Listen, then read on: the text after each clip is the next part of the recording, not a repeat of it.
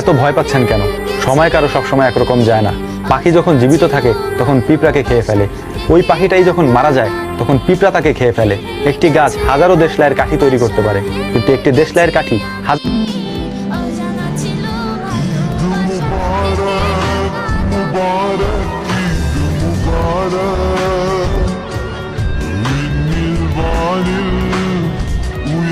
আমার দুঃখ কলিজাতে আর মাংস রক্ত কণা, আমার মতো জনম দুঃখী ভাবে সারাদিন তুমি